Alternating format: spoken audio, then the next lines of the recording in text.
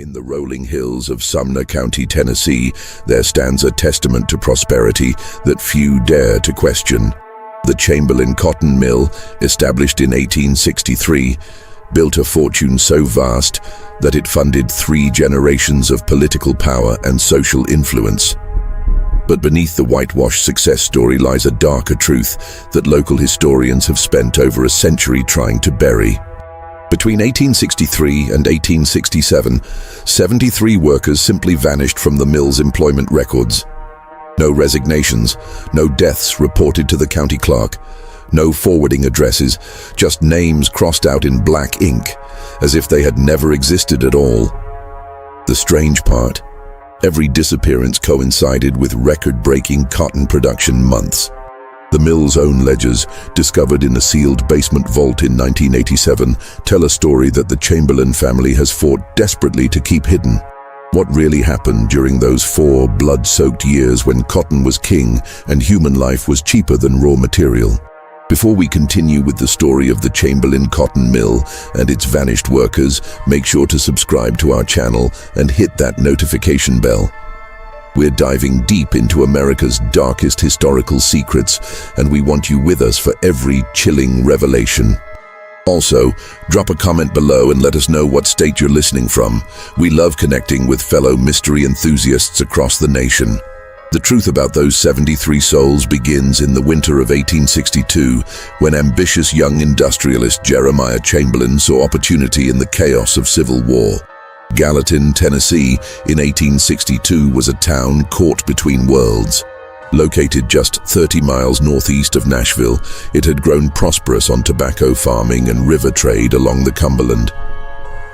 But as the Civil War raged through its second year, traditional industries crumbled under the weight of blockades, conscription, and economic uncertainty. Confederate currency became worthless paper, and Union occupation forces controlled the vital supply routes that had once made the region wealthy. Into this desperate landscape came Jeremiah Chamberlain, a 28-year-old entrepreneur from Massachusetts with unusual credentials. Unlike other northern businessmen who saw the South as conquered territory to exploit, Chamberlain possessed something far more valuable: detailed knowledge of cotton processing techniques learned during 2 years working in the textile mills of Lowell. More importantly, he carried letters of recommendation from Union Army quartermasters who desperately needed reliable suppliers of military uniforms and canvas. Chamberlain was a man of medium height with steel-gray eyes and prematurely silver hair that gave him an air of authority beyond his years. Those who met him described an almost hypnotic quality to his voice, soft-spoken yet commanding, with the ability to make the most unreasonable requests sound perfectly logical. He dressed impeccably even in wartime, favoring dark wool suits and gold pocket watches that suggested prosperity in times when most men wore patched clothing. The mill he established occupied a prime location along Bledsoe Creek, where the water flow provided consistent power for the massive cotton gins and looms. The 3-story brick building rose like a red fortress from the Tennessee countryside, its tall windows designed to capture maximum daylight for the workers inside. Chamberlain had spared no expense in construction, importing machinery directly from northern manufacturers and hiring skilled foremen from established mills in Georgia and the Carolinas. What made the Chamberlain cotton mill unique, however, was its workforce. While other manufacturers struggled to find reliable labor during wartime, Chamberlain seemed to have solved this problem with remarkable efficiency. His mill operated at full capacity throughout 1863, producing military contracts worth over $200,000, an astronomical sum for a rural Tennessee operation. The secret to his success, Chamberlain claimed, lay in his progressive employment policies. He offered higher wages than competing mills, provided on-site housing for workers and their families, and maintained what he called a family atmosphere, where employees were treated with dignity and respect. Local newspapers praised his business model as proof that northern capital and southern labor could work together for mutual prosperity. But those who paid closer attention noticed troubling inconsistencies in Chamberlain's operation. Workers seemed to come and go with unusual frequency. Families would arrive to take jobs at the mill, live in the company housing for several months, then simply disappear overnight.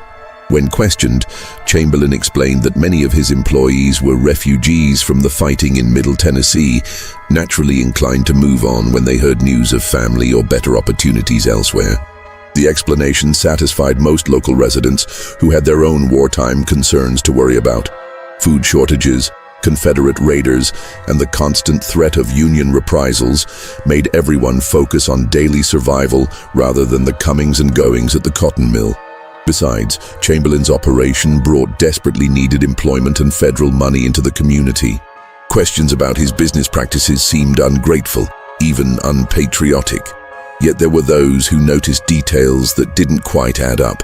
Dr. Marcus Henley, the town's only physician, mentioned to his wife that he had never been called to treat a single worker from the Chamberlain mill, despite the dangerous nature of industrial machinery.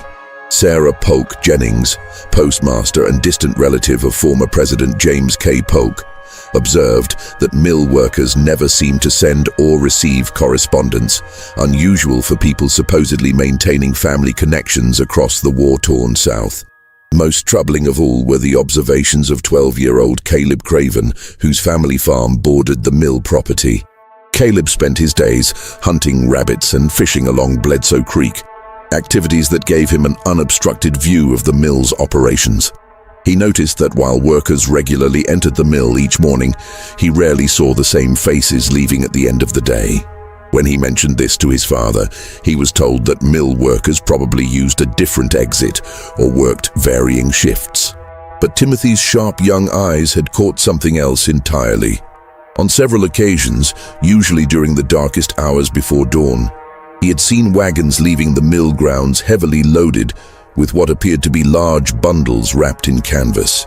The wagons always headed south toward the Cumberland River, and they always returned empty by sunrise. The boy's innocent observations would prove more significant than anyone could have imagined.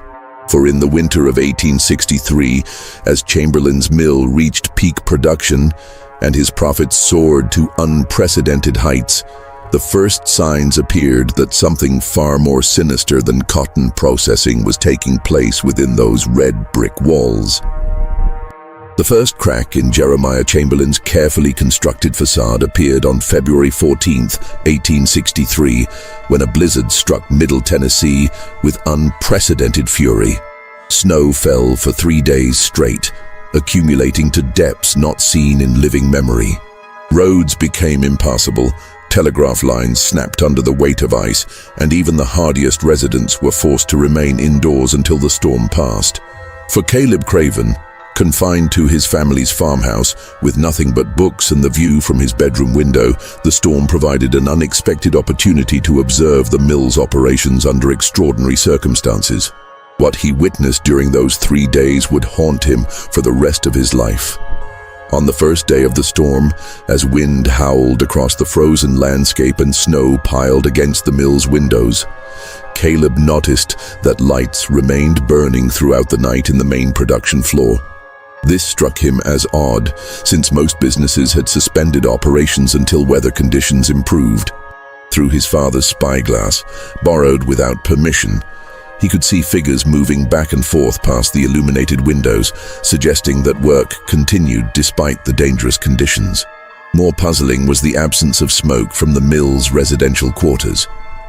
The company housing, a row of neat wooden structures adjacent to the main building, showed no signs of heating fires or chimney smoke. Even in the worst weather, families would be burning whatever fuel they could find to stay warm. The buildings appeared completely lifeless, as if no one lived there at all. On the second night, as the storm reached its peak intensity, Caleb witnessed something that made his blood freeze. Around midnight, during a brief lull in the wind, he saw a line of people being led from the main mill building toward what appeared to be a storage shed at the rear of the property. Even through the swirling snow, he could see that the figures moved slowly, almost reluctantly, and seemed to be carrying bundles or personal belongings. What disturbed him most was the presence of armed men escorting the group. Caleb counted at least 4 guards, their rifles clearly visible even at a distance. This was no ordinary transfer of workers to different quarters. The entire procession had the feel of prisoners being moved under duress. The boy watched until the group disappeared into the storage building. No one emerged. The guards returned to the main mill, but the shed remained dark and silent for the rest of the night. Caleb waited until dawn, expecting to see the workers return to their duties, but the building remained empty and still. On the 3rd day, as the storm finally began to subside, Caleb observed the most disturbing scene yet. 3 wagons, heavily loaded and covered with canvas tarps, departed from the mill grounds just before sunrise. Despite the treacherous road conditions, the drivers seemed determined to reach their destination, whatever the risk. The wagons headed south through the snow-covered fields, following a route that would take them to the Chamberlain River. When the wagons returned several hours later, they were empty, clean, as if they had never carried anything at all. That afternoon, as roads became passable and normal activity resumed throughout the county, Caleb made a discovery that confirmed his worst fears. Sneaking onto the mill property while workers were busy clearing snow from the main building, he approached the storage shed where he had seen the group of people disappear 2 nights earlier. The building was empty, completely empty, not just of people, but of any sign that people had ever been there. No personal belongings, no bedding, no evidence of recent habitation.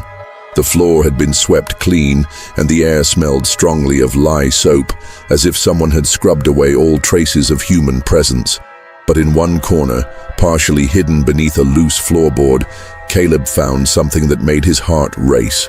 A small leather shoe, the kind worn by a child. The leather was still supple, the sole barely worn, indicating it had been lost recently. Inside the shoe, carved into the insole with what appeared to be a nail or sharp piece of metal, were the initials M.E. and a date, Feb 12, 1863. 2 days before the blizzard, 2 days before the mysterious nighttime procession to the storage shed. Caleb clutched the shoe to his chest and ran home through the melting snow, his mind racing with terrible possibilities. He burst into his family's kitchen where his parents were preparing dinner, breathless and pale with fear. "Pa," he gasped. "Something awful happened at the mill during the storm. There were people, and guards, and wagons." His father, Thomas Craven, looked up from his evening paper with mild irritation. "Timothy, how many times have I told you to stay away from that property? Mr. Chamberlain's business is none of our concern." "But Pa, I found this." Caleb held up the small shoe, his hand trembling. "There was a child, and now they're gone, and I think—" Thomas Craven's expression changed as he examined the shoe. The implications were too disturbing to ignore. A lost child's shoe, found in an empty building after a suspicious nighttime gathering, suggested possibilities that no father wanted to contemplate. "Where exactly did you find this, son?" Caleb explained everything he had witnessed during the 3-day storm, his words tumbling over each other in his eagerness to be believed. His mother, Margaret Craven, grew increasingly pale as the story unfolded. When Caleb finished, the kitchen fell silent, except for the ticking of the mantel clock. Thomas Craven turned the small shoe over in his calloused hands, studying the carved initials and date. Finally, he looked up at his son with an expression of grim determination. "Timothy, I want you to listen to me very carefully. You are never to speak of this to anyone outside this family. Not to your friends, not to your teacher, not to anyone in town. Do you understand?" The boy nodded, confused by his father's reaction. "But we have to tell someone, Pa. If something bad happened to that child—" "Son," Thomas said quietly, "sometimes the most dangerous thing a man can do is ask questions when powerful people don't want them asked. Mr. Chamberlain has friends in very high places, Union Army contracts, government connections, enough money to make problems disappear." Margaret Craven spoke for the first time since hearing her son's story. "What are you saying, Thomas? That we just ignore what Caleb saw?" Thomas was quiet for a long moment, weighing his words carefully. I'm saying we need to be very, very careful about what we do next. Because if Kalebi's right about what he witnessed, then we're dealing with something far worse than just a cotton mill with unusual business practices. As if summoned by their conversation, a knock sounded at the front door. Through the frosted window, they could see the silhouette of a man in a dark overcoat, his breath forming clouds in the cold evening air. It was Jeremiah Chamberlain himself, come calling on his neighbors with a smile that didn't quite reach those steel-gray eyes. The conversation between Thomas Craven and Jeremiah Chamberlain that February evening lasted barely 10 minutes, but its implications would echo through the decades that followed. Chamberlain had come, he explained with his characteristic smooth confidence, to discuss a business proposition that would benefit both families. "Thomas," Chamberlain began, settling into the Cravens' modest parlor with the ease of a man accustomed to being welcomed everywhere. "I've been watching your boy, Timothy. Sharp eyes, that one. Curious mind. The kind of young man who notices things others might miss." Thomas felt his wife's hand tighten on his arm, a silent warning to proceed with caution. "Timothy's always been observant," Thomas replied carefully. "Sometimes too much so for his own good." Chamberlain's smile broadened, but his gray eyes remained cold and calculating. "Curiosity is a valuable trait in the right circumstances. In others it can be problematic. I'm here to ensure that Timothy's natural inquisitiveness is channeled in productive directions." From his coat pocket, Chamberlain withdrew a leather portfolio containing what appeared to be legal documents. "I'm prepared to offer your family a substantial sum, $500, for a small piece of your land. That strip along Bledsoe Creek where Caleb likes to fish. I need it for mill expansion, water rights, that sort of thing."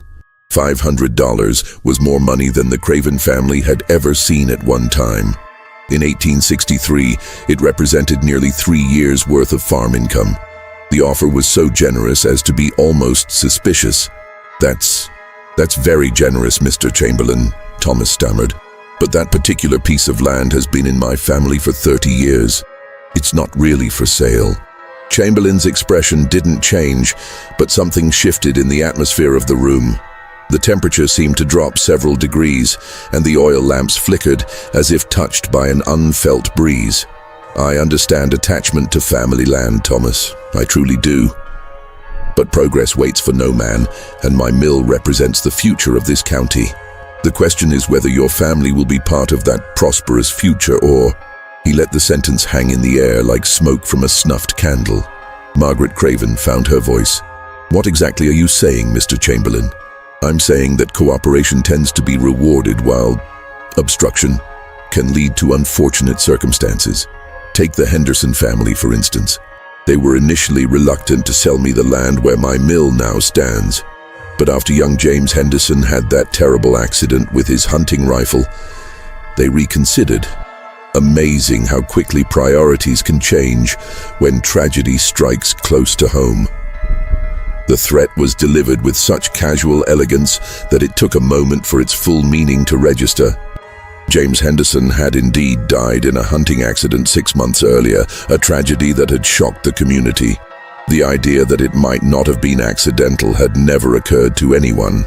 Thomas Craven looked at his 12-year-old son, who sat wide-eyed in the corner, clearly understanding more of the adult conversation than anyone was comfortable with.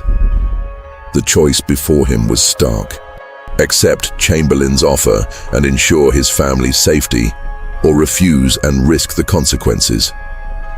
"I'll need some time to consider your offer," Thomas said finally. Chamberlain rose from his chair with fluid grace, collecting his portfolio and adjusting his gold watch chain. "Of course, take all the time you need. But Thomas," he paused at the door, "do remember that opportunities like this don't come along often, and neither do second chances." After Chamberlain's departure, the Craven family sat in stunned silence. The implications of the visit were clear to all three of them. Timothy's observations during the blizzard had somehow reached Chamberlain's attention, and the mill owner was taking steps to ensure that no further questions would be asked. 3 days later, Thomas Craven signed the papers selling his creekside property to the Chamberlain cotton mill for $500 in gold coin.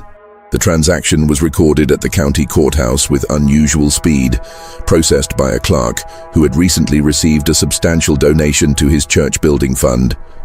But selling the land didn't end Timothy's interest in the mill's operations. If anything, losing his favorite fishing spot only intensified his curiosity about what Chamberlain was so desperate to hide. The boy began taking longer routes to school that allowed him to observe the mill from different angles, noting patterns in the comings and goings of workers and wagons. What he discovered over the following months painted an increasingly disturbing picture. Workers continued to arrive at the mill in small groups, usually families or individuals who appeared to be refugees from the ongoing war. They would be housed in the company quarters for periods ranging from several weeks to a few months. Then, inevitably, they would simply vanish. The disappearances followed a predictable pattern. They always occurred during periods of peak production, when the mill was working around the clock to fulfill military contracts. They always happened at night, usually during the darkest hours before dawn, and they always coincided with the appearance of those mysterious canvas-covered wagons heading south toward the Cumberland River. Calebigan, keeping a secret journal, recording every observation in a code of his own devising. He noted names when he could learn them, descriptions of the missing workers, dates of their disappearances. By the end of 1863, his journal contained references to 27 individuals who had simply vanished from the mill's employment. But it was his discovery in late December that truly revealed the scope of Chamberlain's operation. While exploring the woods near the river, Caleb found what appeared to be a makeshift burial ground. Dozens of crude graves, marked only by numbered wooden stakes driven into the frozen earth. The graves were arranged in neat rows, suggesting systematic organization rather than random burial of disease victims or war casualties. Most disturbing of all was the freshness of many graves. The earth was recently turned, the wooden markers still new and unstained by weather. Someone had been burying bodies here regularly, probably for months. Caleb counted 73 graves in total, 73 wooden stakes, numbered consecutively, representing 73 human beings who had found their final rest in unmarked graves along the Cumberland River. As he stood among the silent markers, snow beginning to fall once again across the Tennessee landscape, Caleb Craven realized that he had stumbled upon something far more sinister than unusual business practices. He was looking at evidence of systematic murder, carried out with industrial efficiency and hidden beneath the respectable facade of wartime manufacturing. The question that would haunt him for the rest of his life was simple. What exactly was Jeremiah Chamberlain doing to those workers that required them to be buried in secret graves? And more importantly, how many more would die before someone found the courage to stop him? The winter of 1863 gave way to a spring that brought both hope and horror to Sumner County. Union forces had secured most of Middle Tennessee. Trade was slowly resuming along the Cumberland River, and there was cautious optimism that the war might be turning in favor of the North.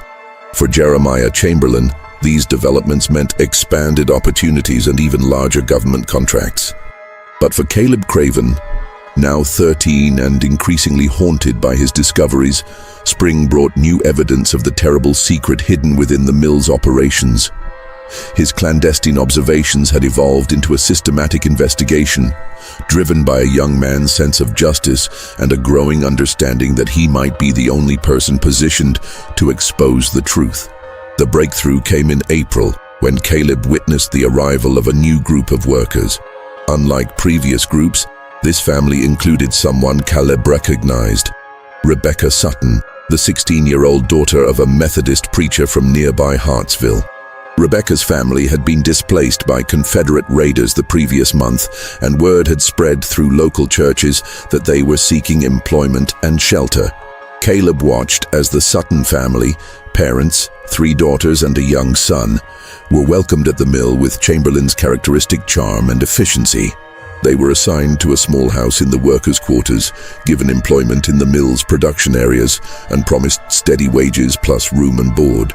To outside observers, it appeared to be an ideal arrangement for a family left destitute by war.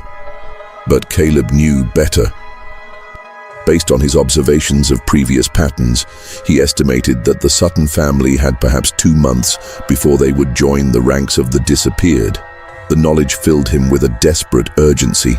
These weren't anonymous refugees anymore. This was a family he knew, people he had seen at church gatherings and community events. Determined to gather concrete evidence of Chamberlain's crimes, Caleb began taking extraordinary risks. He started sneaking onto the mill property at night, hiding in haylofts and storage sheds to observe the nighttime activities that seemed to be central to the operation. What he discovered exceeded his worst fears. The mill's basement, accessible through a seldom-used entrance near the creek, contained facilities that had nothing to do with cotton processing. Caleb glimpsed rooms that appeared to be designed for confinement, bare chambers with heavy doors and barred windows. He saw what looked like a medical facility, complete with surgical instruments and bottles of chemicals whose purposes he could only guess at. Most disturbing of all was a room that contained detailed records of every worker who had ever been employed at the mill. Names, ages, physical descriptions, family connections, and most significantly, detailed notes about their usefulness for what Chamberlain termed experimental purposes. The files were organized with meticulous care, suggesting a systematic approach to whatever was happening to the missing workers. Timothy's blood ran cold as he read entries in Chamberlain's own handwriting. Subject 23, John Patterson, age 34, excellent physical condition, suitable for endurance testing, expired after 72 hours. Subject 31, Mary Collins, age 28, previous exposure to typhoid, useful for immunity studies, disposed of after 2 weeks observation. Subject 41, David Reynolds, age 19, strong constitution, ideal for surgical procedures. Materials preserved for further study. The clinical language and systematic notation made clear that the mill was serving as cover for medical experiments of the most horrific kind. Chamberlain wasn't simply murdering his workers, he was using them as human test subjects for research that violated every principle of medical ethics and human decency. The realization that Rebecca Sutton and her family were destined for this fate drove Caleb to desperate action. He began leaving anonymous warnings for the Sutton family, slipping notes under their door at night or hiding messages where Rebecca might find them during her work shifts. The warnings were cryptic. Trust no one at the mill. Leave while you still can. Danger comes with darkness. But he hoped they would plant seeds of suspicion that might save their lives. His efforts seemed to be working. Caleb noticed that Rebecca had become increasingly nervous and watchful. She began asking questions about previous workers, inquiring about families who had supposedly moved on to other opportunities. Her questions made other current workers uncomfortable, and word eventually reached Chamberlain that the newest employees were displaying troubling curiosity about mill operations. The response was swift and ruthless. On the night of June 15, 1864, Caleb watched in horror as armed guards surrounded the Sutton family's quarters. The family was rousted from their beds and marched at gunpoint toward the mill's basement facilities. Rebecca's terrified cries echoed across the compound as she was separated from her parents and younger siblings. Caleb knew he was witnessing the beginning of the end for the Sutton family. Within days, they would become subjects in Chamberlain's twisted experiments. Within weeks, they would join the 73 unmarked graves along the Cumberland River. But Rebecca Sutton was different from previous victims. She was young, intelligent, and determined to survive. As Caleb would soon discover, she was also planning something that would either save her family or ensure that their deaths would not go unwitnessed. Just when we thought we'd seen the depths of Jeremiah Chamberlain's depravity, a 16-year-old girl's courage would illuminate the full horror of what was happening inside that mill. If this story is giving you chills, share this video with a friend who loves dark mysteries, hit that like button to support our content, and don't forget to subscribe to never miss stories like this. Let's discover together what Rebecca Sutton did next. Hidden in the basement of the mill, Rebecca had discovered something that even Timothy's investigations had missed. A detailed journal kept by Chamberlain himself, documenting every experiment, every death, and most importantly, every financial transaction connected to his research. The mill wasn't just a cover for medical experiments, it was part of a larger network, providing human subjects to wealthy physicians and researchers throughout the South, men willing to pay enormous sums for opportunities to conduct studies impossible in legitimate medical settings. The journal revealed that Chamberlain's operation was far more extensive than anyone had imagined. He had established similar facilities in Georgia, Mississippi, and South Carolina, all disguised as wartime manufacturing operations. The network had processed over 400 subjects in 2 years, generating profits that dwarfed even the substantial income from legitimate cotton production. But the journal also contained information that would prove to be Chamberlain's downfall. It included names, dates, and locations of transactions with prominent physicians and government officials. It detailed payoffs to local authorities and threats made against potential witnesses. Most damaging of all, it contained correspondence with Union Army medical officers who were purchasing experimental data derived from Chamberlain's human subjects. Rebecca managed to tear out several crucial pages from the journal and hide them in her clothing before being discovered by guards.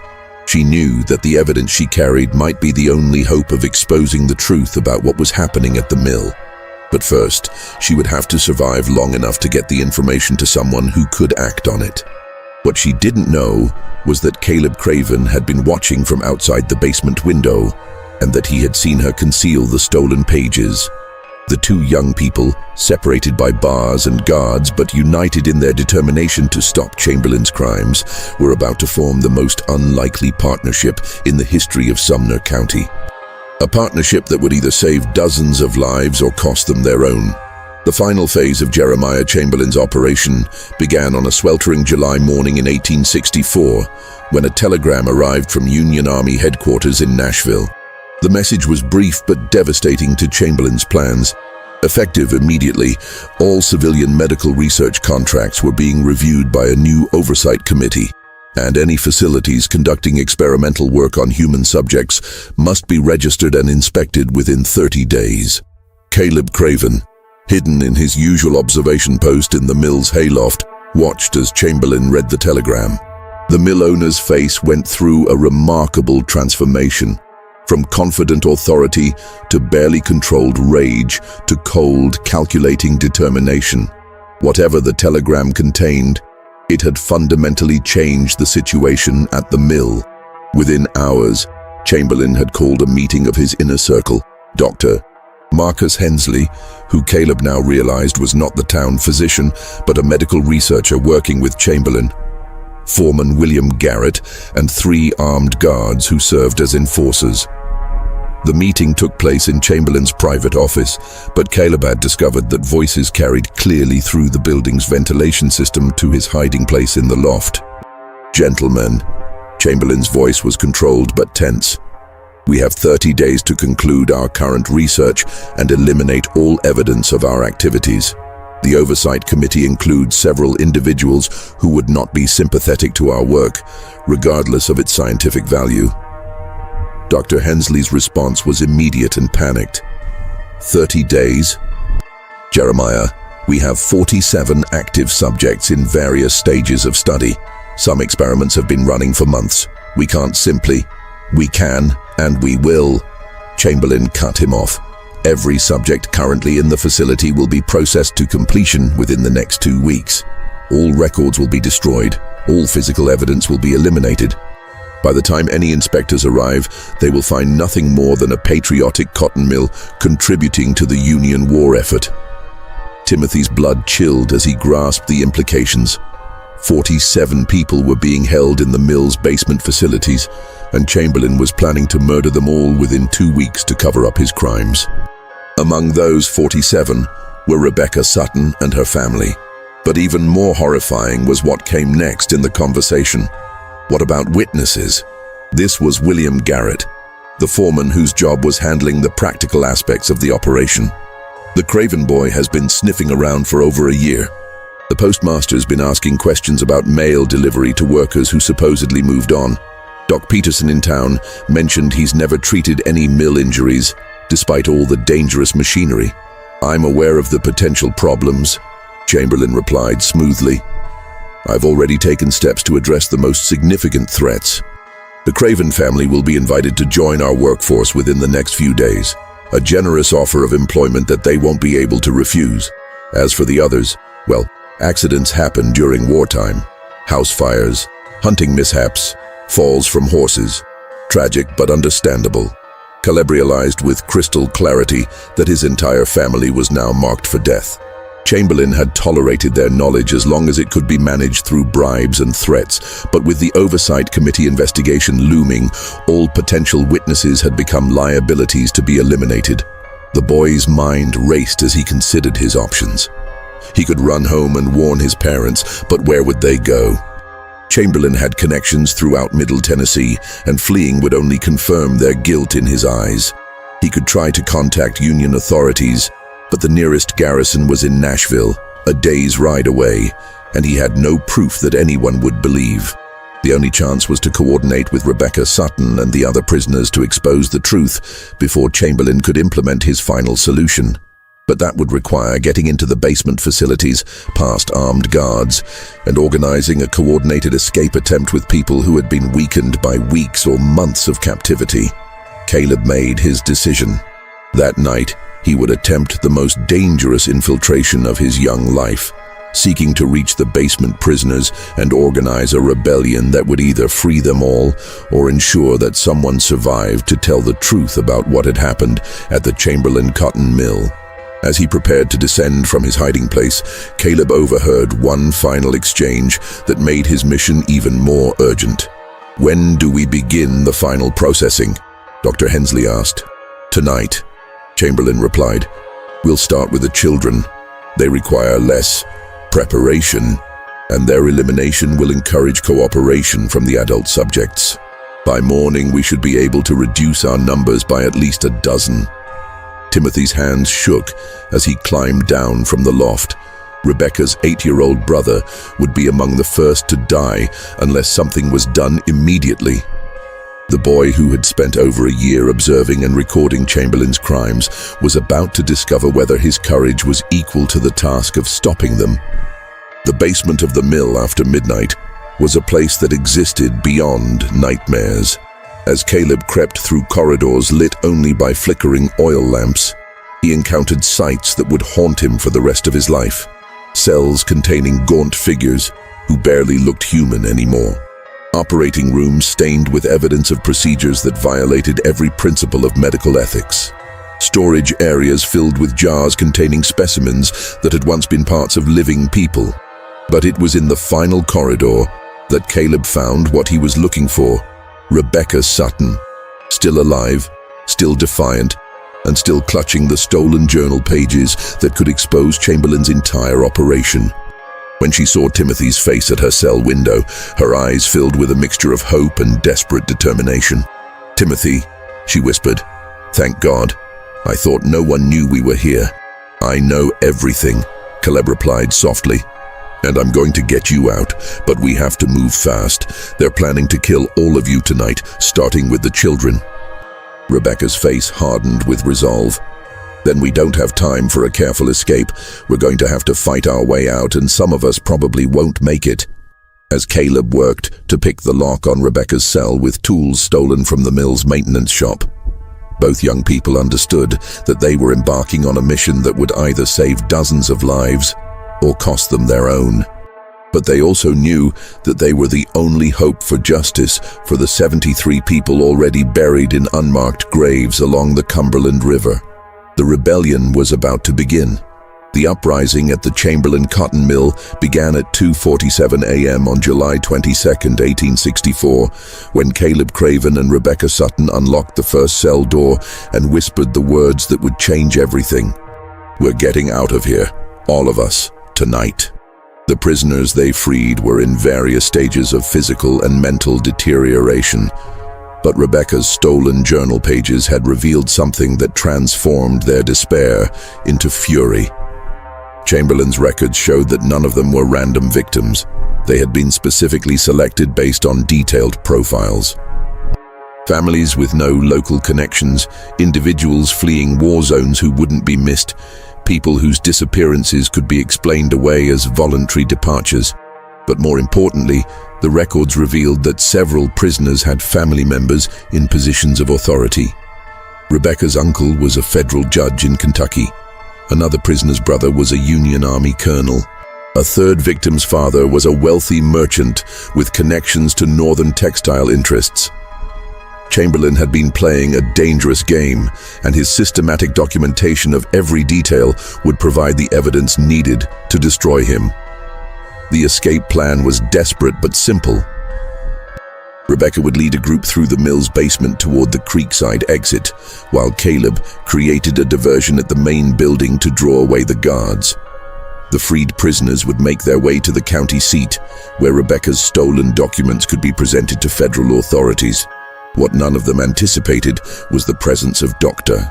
Hensley in the basement at that exact moment, conducting what he called preliminary preparations on the youngest prisoners.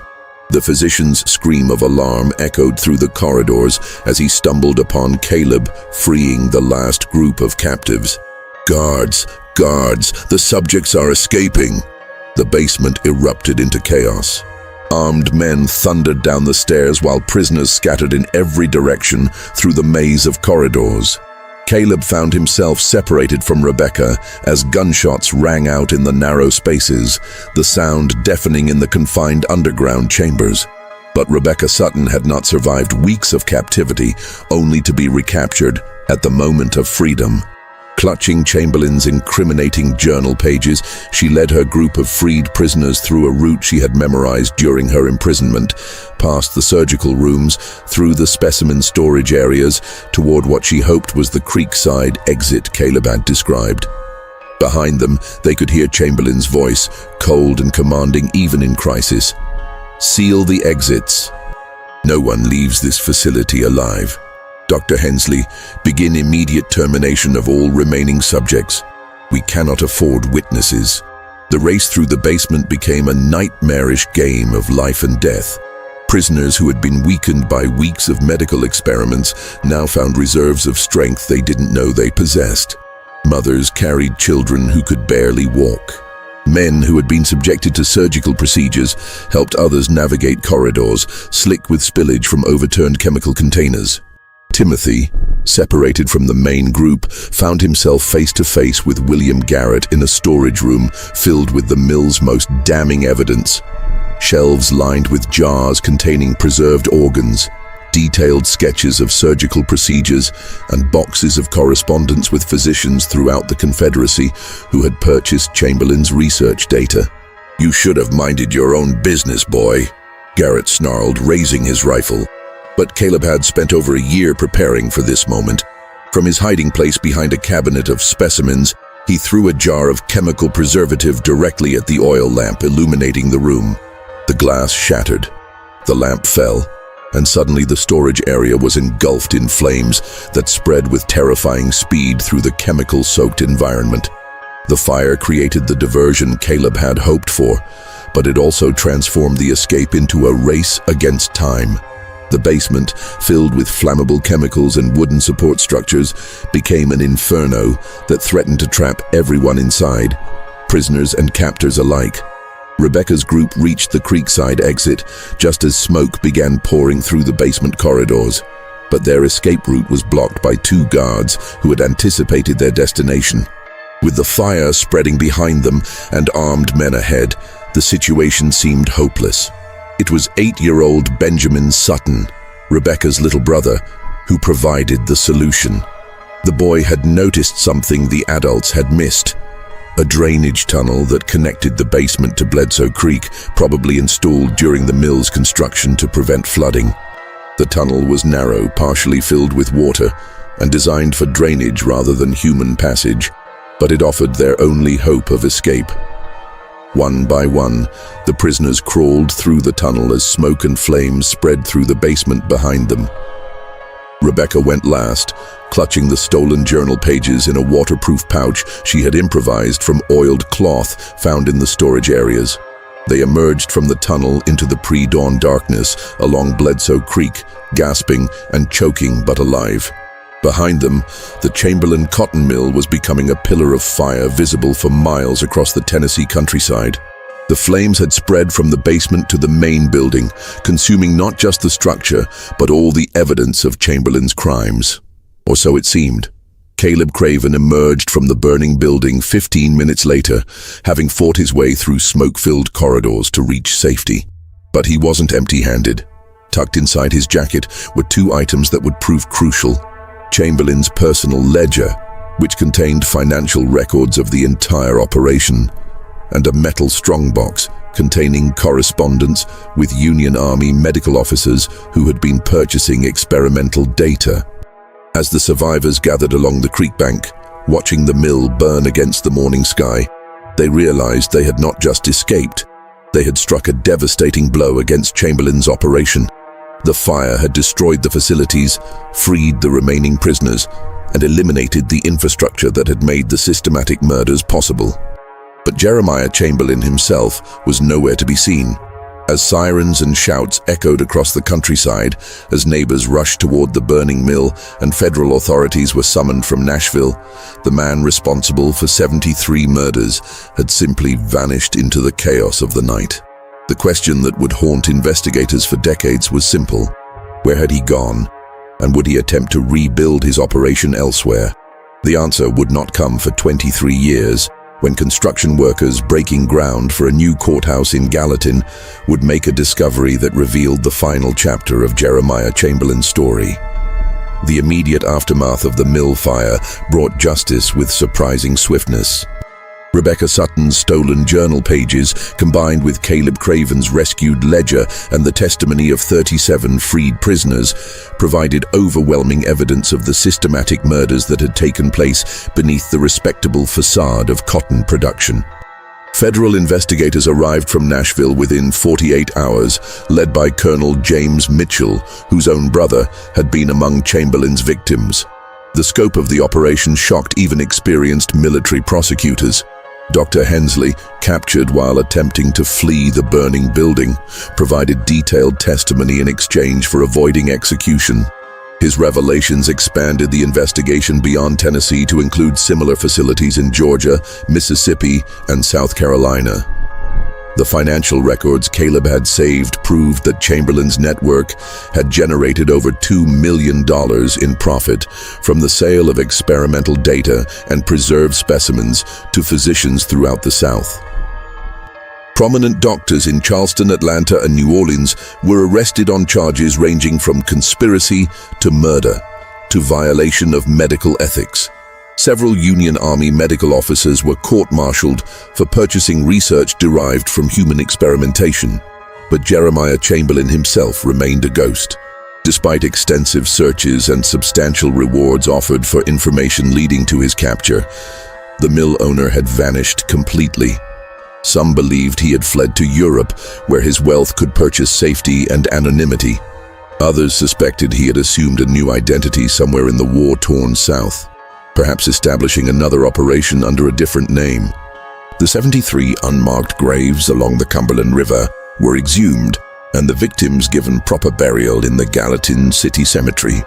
A monument was erected bearing their names, recovered from Chamberlain's meticulous records, along with the inscription, "In memory of those who died in the pursuit of evil disguised as progress. May their suffering never be forgotten." Caleb Craven became something of a local hero, though he never seemed comfortable with the attention.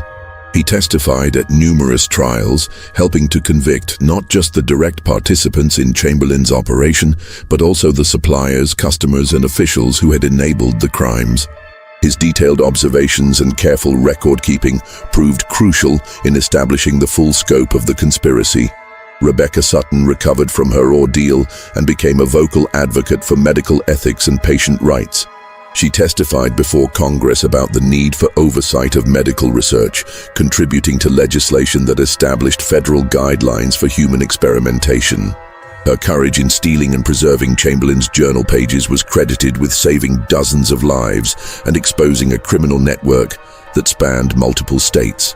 For 23 years, it seemed that Jeremiah Chamberlain had successfully escaped justice. The investigation gradually wound down. Other priorities claimed official attention, and the mill fire became a cautionary tale about the dangers of unregulated medical research during wartime. Then, in 1887, construction workers breaking ground for a new courthouse in Gallatin made a discovery that provided the final piece of the puzzle. Buried beneath what had once been the mill's administrative offices, they found a hidden chamber containing the preserved body of a man in his 50s, dressed in expensive clothing and surrounded by gold coins, legal documents, and personal effects that identified him as Jeremiah Chamberlain. The condition of the body and the arrangement of the chamber suggested that Chamberlain had not died in the mill fire, but had been murdered shortly before it began. Medical examination revealed that he had been killed by a single gunshot to the head, fired at close range by someone he trusted enough to turn his back on. Among the documents found with the body was a letter in Chamberlain's handwriting, apparently written in his final moments. To whoever discovers this record, I have been betrayed by those who profited from my work. Dr. Hensley and Colonel Morrison have decided that my knowledge makes me a liability now that federal investigation threatens our operation. They believe that my death will end the inquiry and protect their own involvement. They are wrong. The evidence I have hidden will ensure that justice follows them wherever they flee. Let this be a warning to all who would trade human life for profit. The dead have longer memories than the living. The letter led to the arrest of Dr. Hensley, who had been living quietly in Charleston under an assumed name, and Colonel Morrison, a Union Army medical officer who had been purchasing Chamberlain's research data. Both men were tried and executed for their roles in the conspiracy, finally bringing the case to complete closure. But perhaps the most significant outcome of the Chamberlain cotton mill investigation was its impact on American medical ethics. The systematic horrors revealed by Timothy's investigation and Rebecca's courage contributed to the establishment of formal oversight bodies for medical research, legal protections for human subjects, and international conventions governing medical experimentation. The mill site itself was never rebuilt. The land was purchased by the city of Gallatin and converted into a memorial park, where visitors can walk among the trees that now grow where cotton looms once concealed chambers of horror.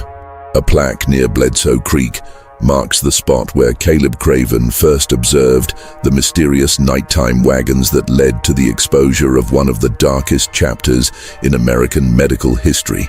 Caleb Craven lived to be 93 years old, spending his final decades as a respected journalist and advocate for government transparency. He never married, claiming that his experiences at the mill had shown him too much about human nature's capacity for evil. But those who knew him described a man of unshakable moral courage, whose youthful confrontation with systematic evil had forged a character dedicated to ensuring that such horrors could never again hide behind facades of respectability and progress.